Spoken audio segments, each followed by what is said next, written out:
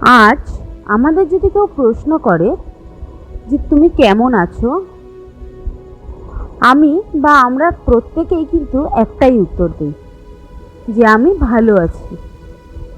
কিন্তু কখনো কি খুব গভীরভাবে কেউ ভেবে দেখেছি যে আমরা কি সত্যিই ভালো আছি?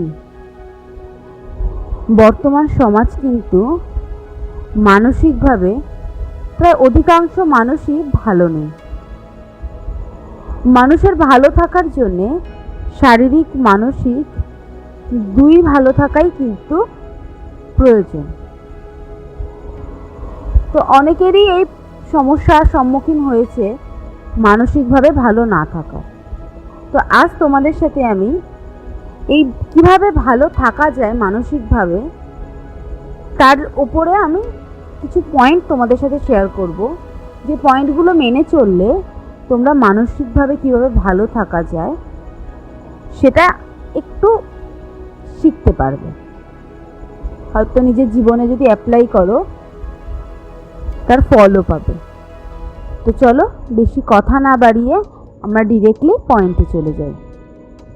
আর যদি এখনও অবধি কেউ আমাকে সাবস্ক্রাইব না করে থাকো, সো প্লিজ যাও আর আমাকে গিয়ে সাবস্ক্রাইব করে সাপোর্ট করো আমাকে, যাতে আমি আরও নতুন নতুন ভিডিও তোমাদের জন্য আনতে পারি। তো চলো এবার আমরা ডিরেক্টলি পয়েন্টে চলে যাই। আমার প্রথম পয়েন্ট,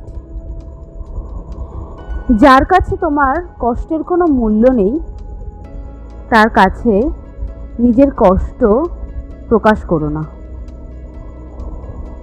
কারণ যে তোমার ভালো লাগা খারাপ লাগা এগুলোর মূল্য দিতেই জানে না, তার কাছে নিজের কষ্টের কথা শেয়ার করলে কষ্টটা কমবে না, বরং বাড়বে। কারণ তার প্রতি তোমার একটা এক্সপেকটেশন আছে যে সে তোমার কষ্টের মূল্য দিতে পারবে। কিন্তু যার কাছে তোমার কষ্টের মূল্য নেই তাকে নিজের কষ্টের কথা বলো না। তো প্রথম পয়েন্ট বোঝা গেল। এবং আমার দ্বিতীয় পয়েন্ট, জীবনে কারোর প্রতি অতিরিক্ত নির্ভরশীল হওয়া ভালো নয়। এক্ষেত্রে চা আমাদের একটা ভালো শিক্ষা দেয়। আমরা যখন চা খাই, কোনো বিস্কিটকে একটা নির্দিষ্ট সময় পর্যন্তই কিন্তু আমরা চায়ের মধ্যে ডুবিয়ে রাখতে পারি। নির্দিষ্ট সময়টা যখন পেরিয়ে যায় তারপরেও যদি আমরা চায়ের মধ্যে সেই বিস্কিটটাকে ডুবিয়ে রাখি, বিস্কিটটা কিন্তু একসময় ভেঙে চায়ের মধ্যেই পড়ে যাবে। এখানে একটা বড় শিক্ষা যে কারোর প্রতি তুমি এতটা নির্ভরশীল হয়ে পড়ো না, বা এতটা নিজেকে ইনভলভ করে দিও না কারোর ভিতরে, যাতে সেখান থেকে বেরিয়ে আসতে তুমি ভেঙে যাও। সেখান থেকে বেরাতে গেলে তুমি তোমার সমস্ত আশা আকাঙ্ক্ষা ভেঙে চুরমার হয়ে যায়। তাই কারোর প্রতি এতটা নির্ভরশীল হওয়া উচিত না। প্রথম, যে তোমার কষ্ট বোঝে না তাকে নিজের কষ্ট শেয়ার করো না। দ্বিতীয়, কারোর প্রতি অতিরিক্ত নির্ভরশীল হয়েও না।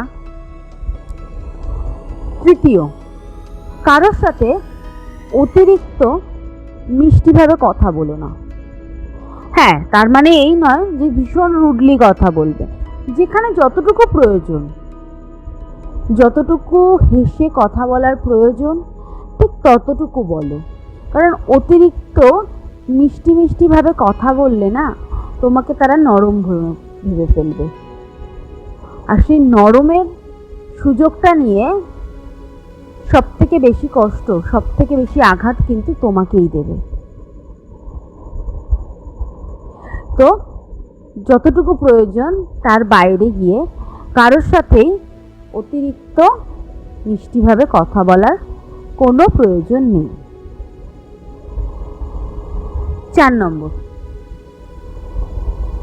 এমন মানুষের সাথে বন্ধুত্ব করো, এমন মানুষের সাথেই সম্পর্ক তৈরি করো যার কাছে তুমি কোনো অপশান না, তার প্রায়োরিটি তুমি। এমন কারোর সাথে বন্ধুত্ব করোই না যে তোমাকে অপশানে ব্যবহার করে, তার প্রায়োরিটিতে নয়। এমন কিছু কিছু বন্ধু আছে যে তোমাকে শুধুমাত্র তার প্রয়োজনে ব্যবহার করবে, যখন তার প্রয়োজন হবে তখন সে তোমাকে ডাকবে, কিন্তু যখন তার প্রয়োজন ফুরিয়ে যাবে সে কিন্তু তোমাকে সবার আগে ভুলে যাবে। 4 নম্বর পয়েন্ট কি আছে? এমন কারোর সাথে বন্ধুত্ব করো যে তোমাকে নিজের প্রায়োরিটি মনে করবে, অপশন নয়। 5 নম্বর পয়েন্ট, যে একবার তোমার সাথে প্রতারণা করেছে না, তোমাকে মিথ্যে বলেছে, তোমাকে ঠকিয়েছে, ভুল করেও দ্বিতীয়বার তার সাথে কোনোরূপ সম্পর্ক রেখো না, কারণ সে কিন্তু আবার তোমাকে ঠকাবে, আবার তোমার সাথে প্রতারণা করবে। এই 6 নম্বর পয়েন্ট কি? যে তোমার সাথে একবার প্রতারণা করেছে তার সাথে দ্বিতীয়বার কথা বলো না, তাকে দ্বিতীয়বার প্রতারণা করার সুযোগটাই দিও না। তাতে তুমি ভালো থাকবে, মানসিকভাবে শান্তিতে থাকবে এবং শারীরিকভাবে ভালো থাকবে। আমার 6 নম্বর পয়েন্ট, যে একবার তোমাকে ভালোবেসে গুরুত্ব দেবে না, তার গুরুত্বটা বোঝো। তাকে ওই একবার ভালোবেসে গুরুত্ব দেওয়ার জায়গাটাকে এতটাই বাড়িয়ে দাও যে বারবার তোমাকে ভালোবাসবে, গুরুত্ব দেবে। যদি কেউ তোমাকে গুরুত্ব দিয়ে থাকে না, তবে তুমি কিন্তু তাকে লাকিয়েস্ট পারসন ভাবতে পারো তোমার লাইফে। কারণ এখন সময় না, কেউ কাউকে গুরুত্ব দেওয়া তো ভুলেই গিয়েছে। তাই যদি কেউ তোমাকে ভালোবেসে, তোমাকে তার নিজের প্রায়োরিটি মনে করে, তোমাকে যদি গুরুত্ব দেয় সমস্ত ক্ষেত্রে, তবে তাকে নিজের জীবন থেকে হারিয়ে যেতে দিও না। এতে তুমি মানসিকভাবে ভালো থাকবে, অনেকটা ভালো থাকবে।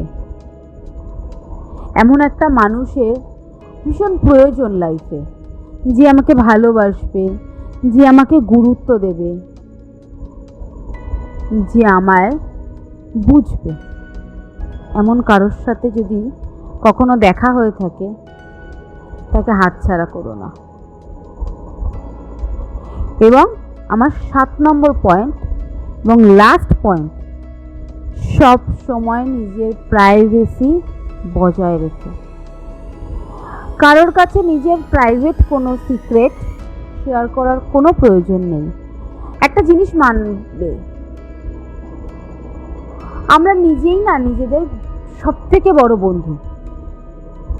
তাই আমাদের লাইফে অন্য কোনো বন্ধুর আগে নিজেকে বন্ধু বানানো উচিত এবং নিজের প্রাইভেসিটা নিজের মধ্যেই রাখা উচিত। নিজের সাথে কথা বলো, নিজের প্রাইভেট কোনো সিক্রেট থাকলে সেটা নিজের সাথেই কথা বলে সিক্রেটটা শেয়ার করো, কিন্তু কোনো প্রাইভেট সিক্রেট বাইরের কারোর সাথে শেয়ার করো না।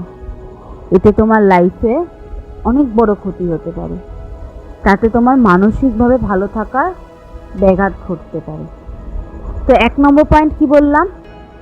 যার কাছে তোমার কষ্টের কোনো দাম নেই, তার কাছে তোমার কষ্টের কথা বলার কোনো প্রয়োজন নেই। 2 নম্বর, জীবনে কারোর প্রতি অতিরিক্ত নির্ভরশীল হয়ো না।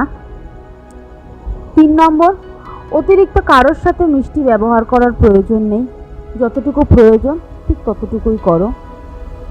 4 নম্বর, যার কাছে তুমি শুধুমাত্র অপশন, প্রায়োরিটি নয়, এমন কোনো মানুষের সাথে সম্পর্কই রেখো না, এমন কোনো বন্ধুত্ব রেখো না।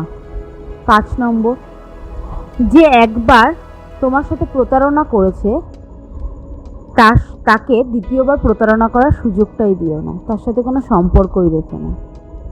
6 নম্বর, যারা তোমাকে ভালোবেসে গুরুত্ব দেবে তাদেরকে নিজের লাইফ থেকে কখনো দূরে চলে যেতে দিও না, কারণ তারাই কিন্তু তোমার লাইফে সবথেকে বড় ভূমিকা পালন করবে তোমার মানসিক শান্তির, মানসিকভাবে ভালো থাকার। এবং 7 নম্বর লাস্ট পয়েন্ট, সব সময় নিজের প্রাইভেসি বজায় রেখো। নিজের প্রাইভেট সিক্রেট নিজের কাছেই রেখো, কারণ এই প্রাইভেট সিক্রেটটাই কিন্তু তোমাকে তোমার লাইফে সবথেকে বড়,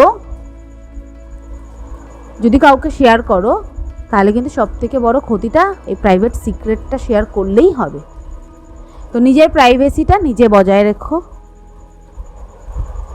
তাহলেই সমস্ত দিক থেকে ভালো থাকবে, মানসিকভাবে শান্তিতে থাকবে। আজ তবে এইটুখানি, দেখা হচ্ছে পরের একটা নতুন ভিডিওতে। সাথে থাকো, পাশে থাকো এবং প্লিজ আমার চ্যানেলটাকে সাবস্ক্রাইব করে দিও। আর ভিডিওটা যদি ভালো থাকে লাইক, কমেন্ট এবং শেয়ার করে দিও।